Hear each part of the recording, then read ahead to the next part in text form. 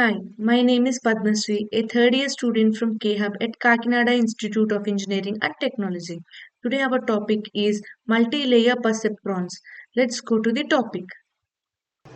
A multiple layer perceptron is a type of artificial neural network and they consist of multiple layers of neurons and arranged in a hierarchical structure.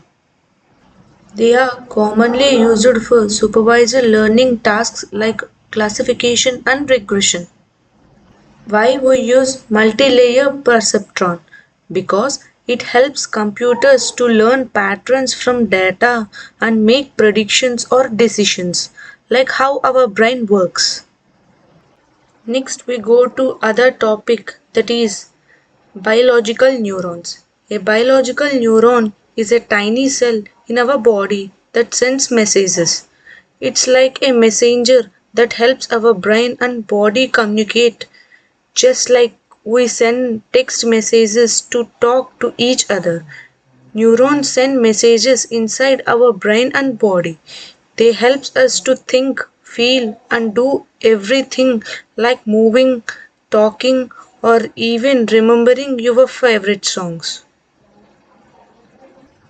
Let me tell you how a neuron works. It has four main parts: dendrites. They are the branches of neurons that receives messages from the other neurons. They take in the messages. Soma. This is the main part of the neuron that processes the message it receives. It decides what to do with the message. Next, this is the insulator. This is a cover of around the axon that helps the message travel faster. Axon is a long rod that carries the message from the stroma to the next neuron or the muscle or a gland. Axon sends the message to the next neuron or muscle. So this is called biological neurons. Next we go to the artificial neurons. An artificial neuron is like a tiny thing unit in a computer. It's inspired by how real brain cells or neurons work in our body. Just like our brain cells helps us think, remember and make decisions, artificial neurons help computers to do same thing. When we give a computer information, artificial neuron process it and help the computer to learn from the data. Over time, the computer can make better decisions just like how we learn from our experiences. Artificial neurons work together in a large networks just like how neurons in our brain work together to help us solving problems and make decisions. In short, artificial neurons are the building blocks that allows computer to think, learn and improve, much like how our brain help us to think and learn. And the work of it is it receives the information. That means it take input as a x1, x2, x3 and so on xn. It is the weight w1, w2, wn are the weights of that expression. Processing it process the as a like sum or other sigmoid functions. There are so many sigmoid functions. Next, it sends a result. It sends the result as an activation function. It process in activation function and it gives output as a result. Is called artificial neurons. Next we go to perceptron. A perceptron is a simple type of artificial neuron and it helps one of the building block of how computer make decisions. Just like how we make decisions based on what we see or hear. A perceptron helps computer make decisions based on the information we gave it. First, we talk about the input. Input means here x1, x2, x3. The perceptron gets some information like numbers or data. These are called inputs. For example, it could be a number representing the size or a color of a object. Next, we talk about weight. Here W1, W2 and W3 are the weights. Each input has a weight. Think of the weight like how important that input is. For example, if the size of an object is more important than its color or making a decision, the size input will have a higher weight. Next, we talk about the output. By one. After the perceptron gets the input and they weight, it adds them up and makes a decision. If the result is greater than the certain value called the threshold, the perceptron will give one output. If it's low, it gives another output. This is how the perceptron decides what to do. Next, this is the perceptron, and in simple words, the perceptron looks at all the information, gives more importance to some part, and then make a decision based on the total. This is called perceptron. Next, we go to the example of the perceptron by using the AND gate. So we already know about the AND gate. AND gate means there is two inputs and one output. If the inputs are 0 and 0, the output is 0. If the inputs are 0 and 1, the output is 0. If the input is 1 and 0, the output is 0. If the input is 1 and 1, the output is 1. So we have to explain this AND gate example for the perceptron. Perceptron works by using an example of AND gate. In simple words, an AND gate is like a decision making system that only says yes if both things are true. If one or both are false, it says no. Let's see how it's work with the perceptron. The input and the weight. Imagine we have two inputs and input 1 and input 2. Each input has a weight. The weights tell as a perceptron how important each input is for making a decision. In this case, we use weight of 1 for both inputs, and the bias W1 is minus 1.5. Next, calculating the weight sum. Sum is equals to W1 into X1 plus W2 into X2. Here the X1 and X2 are the inputs. Input 1 and input 2. W1 and W2 are the weights in this row 1, row 2, row 3 and row 4. The perceptron gets the input and multiplies each input by its weight. Then it adds up and adds the bias W1. This gives us the weight sum of the AND gate perceptron. Here are the some perceptron calculations and the weight sum. Input 1 is equals to 0 and input 2 is equals to 0, and here we get the minus 1.5. To calculate this, to calculate the output table, we have to use these rules, where if the output, if the sum output is greater than 0, then it gives 1. If the sum output is less than 0, it gives 0. So here the output is minus 1.5. It is the less than 0. It is the less than 0. So it gets 0. Here in the next, the input 1 is 0 and the input 2 is also 1. So the sum and the multiplication is minus 0.5. Here minus 0.5 is less than the 0, so it gets 0. Here the next input 1 is 1 and the input 2 is 0. When multiplying the weight into the input 1 and 2 and the sum of it goes to the minus 0.5. It is also less than 0.5. Less than 0, so we get 0 here. Next, in the fourth case, the input is 1, the input 2 is also 1 and the threshold is minus 1.5. So weight 1 into input 1 plus y2 into input 2 minus 1.5 is equals to 0.5. It is greater than 0, so it get 1. So it puts 1. So this is the output of the AND gate, which we gives the input and input 1 and input 2. Let's discuss about this diagram. The linear dividing the graph. If we plot this on the graph, where input 1 is on the x-axis and input 2 is on the y-axis. So the perceptron draws in line that divides the point where the output is 0 and from the point where the input is 1. Output is 0 where the input is 1. So it divides as a linearly. We can divide by its line. And here it if the input 2 is 1 and the output is 0, input 2 is 1 and the output is 0.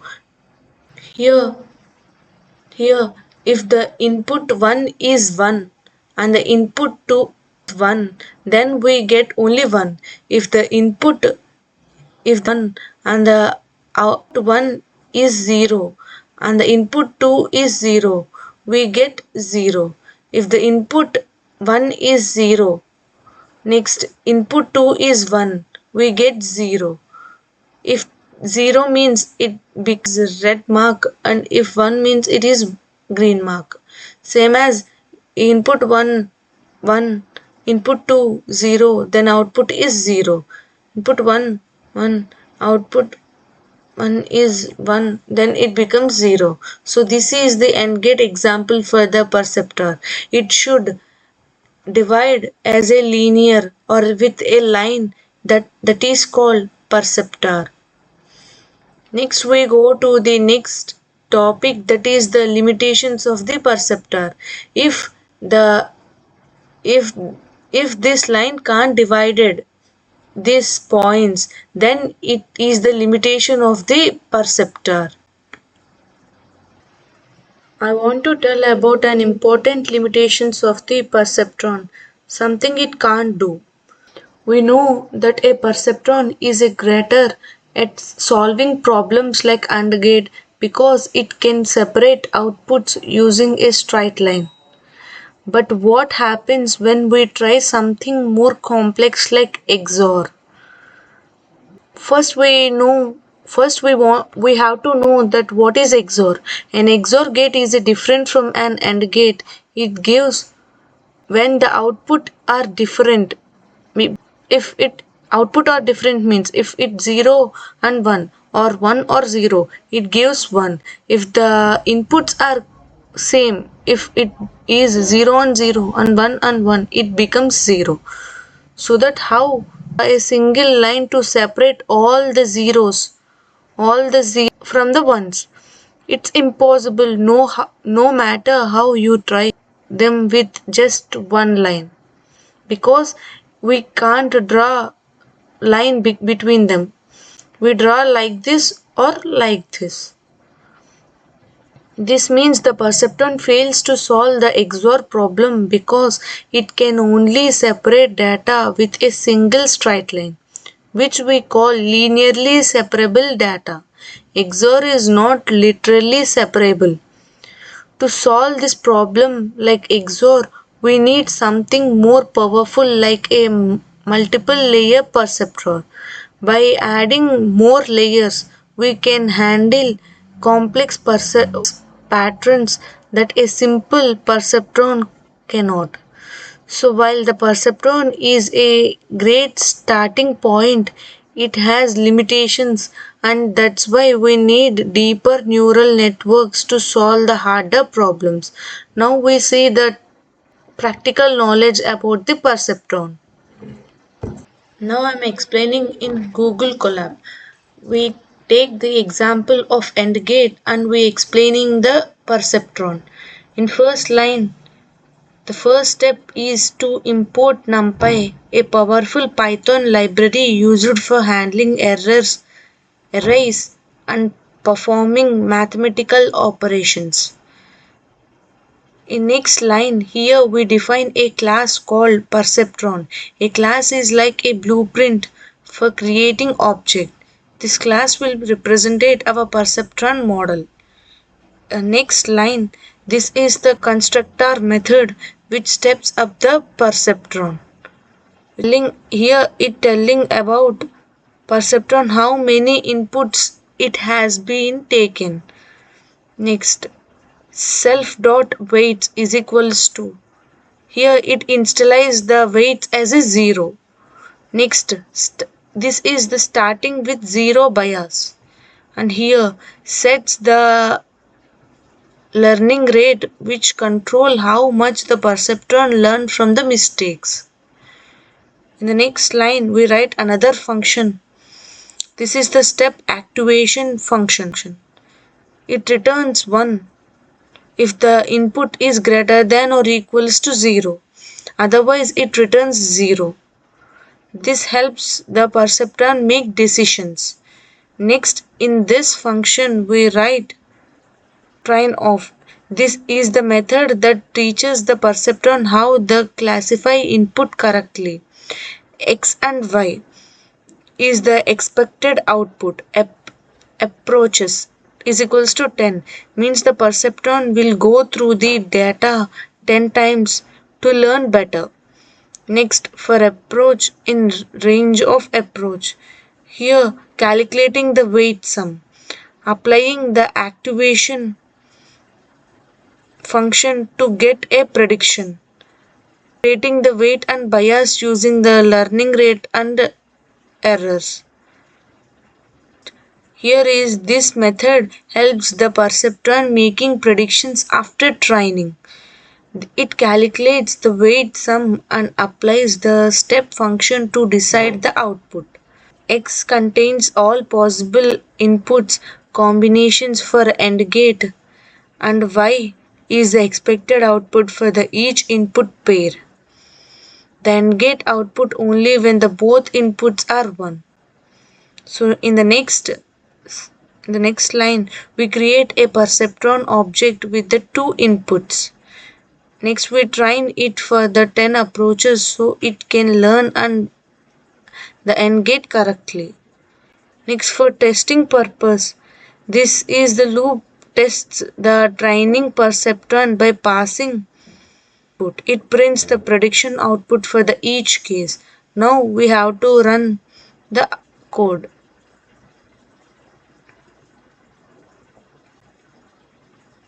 Here the output, this is the AND gate. If it's 0 0, it's also 0. If 0 1, it's 0. If 1 0, it's 0. If 1 1, it becomes 1. This is the perceptor example for using AND gate. Now I am going to explain the multi-layer perceptron in very simple way. A multi-layer perceptron is a type of artificial neural network that can solve more complex problems than a basic perceptron. A simple perceptron has only one layer which makes it unable to solve difficult problems like the XOR problem, but the multi-layer perceptron adds extra layers, allows it to learn patterns and make better decisions. Now we explain about the input layer, hidden layer and output layer. This the first layer which can give the data to the network. Let we see the diagram. In input layer, each neurons in this layer represents a different piece of information. For example, if we want to recognize the handwritten number, each neuron in this layer could represent a pixel of the image. Next, we go to the hidden layers. There are the middle layer where the real processing and learning happens. The more hidden layers we have, the better model we learn complex patterns. Each neuron in this layer takes inputs, applies some mathematical calculations and sends the result to the next layer. These layers helps in solving problems that a simple perceptron cannot solve. Here it is the output. This is the final layer where we get the result. It tells us what the network has learned and make a prediction. For example, in a digital recognition model, this layer tells us the where the number is 0, 1 or and so on 9. Now why the multi-layer perceptron is important. It is a smaller than a simple perceptron because it can handle complex data. So a single layer perceptron can only solve the simple problem, but the multi-layer perceptron can handle different on difficult and non-linear problems. The more hidden layers, the more powerful the model becomes. Multi-layer perceptron is the foundation of deep learning which powers model AI systems like self-driving cars, face recognition and chatbots.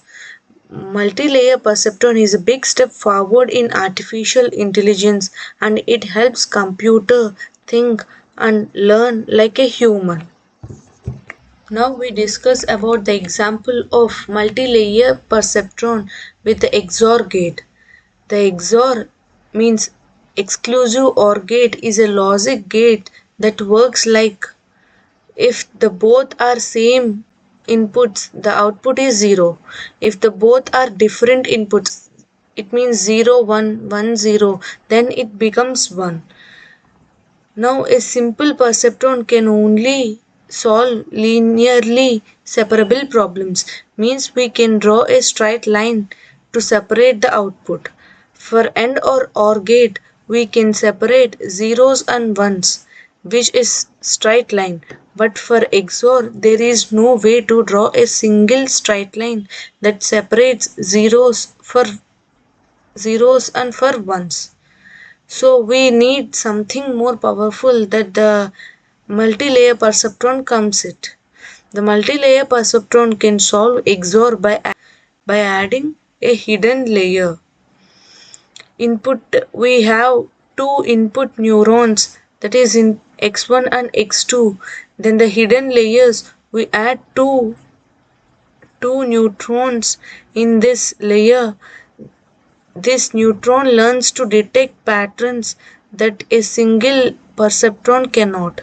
The output, this layer gives the final result based on the hidden layer calculation.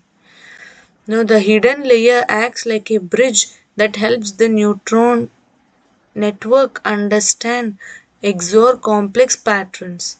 Instead of using single straight line, the hidden layer transforms the input so that they can be separated correctly. The multi-layer perceptron learns the correct weight using a process called backpropagation, which adjusts the weight until the model gets the correct XOR output. Here is the inputs x1 and x2. Here is the layer which is hidden layer for the XOR gate. This is the output. Here the weights we given. If we want to solve the XOR gate, first we have to do the AND gate for it and then the OR gate. Then we get the output. For that we have to make W11 into x1. W11 means 20 into x1.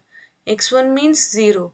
20 into 0 plus 20 into 0 minus W01 is equals to minus 10. So it is the output of minus 10. This is for the AND gate. Here it is a minus 10. If it is less than 0, then it becomes 0. If it is greater than 0, it becomes 1. So here the output is 0, 1, 1, 0. For the XOR, we first have to do the AND gate and then that output and the one input from the x1 or x2, we get OR gate. For doing that and we give this condition to do. we get this output or gate. So this is the example for the XOR gate. Now we see the implementation of the XOR gate. Now we see the implementation of multi-layer perceptron. Sequential. It is the use of the creating a neural network layer by layer. Dense. This is fully connected layer means every neuron is one layer is connected to every neuron in the next layer. NumPy. Used for handling numerical data. Next, these are the inputs. X is X to represent the input value for the XOR function. Each row contains two binary inputs. Next, Y represents the expected output of the XOR function for each input pair. Next, in simple, perceptron cannot solve this because XOR is non-linear separable. So model is equals to sequential. Creating a sequential model, which means we will stack layer one after another. Next, model dot add of dense of 2 comma input is equals to 2. Then this means the hidden layer has two neurons. Next, input dim is this model receives two inputs values input 1 and input 2. Activation is equals to relieve. We use this function which helps the model learn complex patterns. Next, in this line the output layer has one neuron.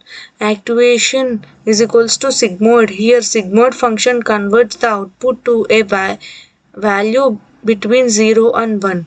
If the output is 0 greater than or equals to 0.5, the model predicts 1.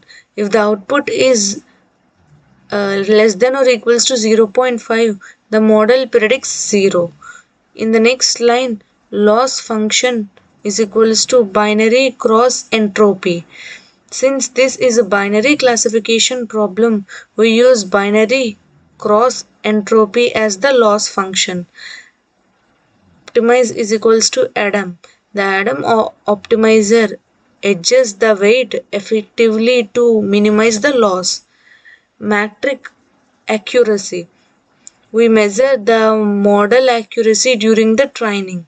In the next line, we train the model using the input X and expected output Y for the 1000 iterations.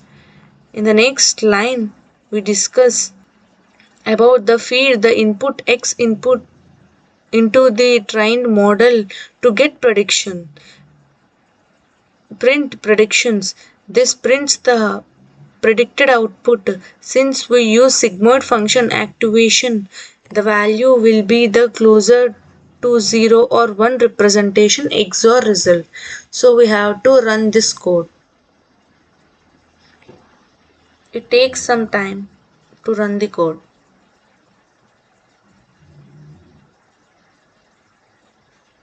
This is the output, and we know that the sigmoid activation, the value will be the closer to 0 or 1 for representing XOR result. So it is the correct result for us.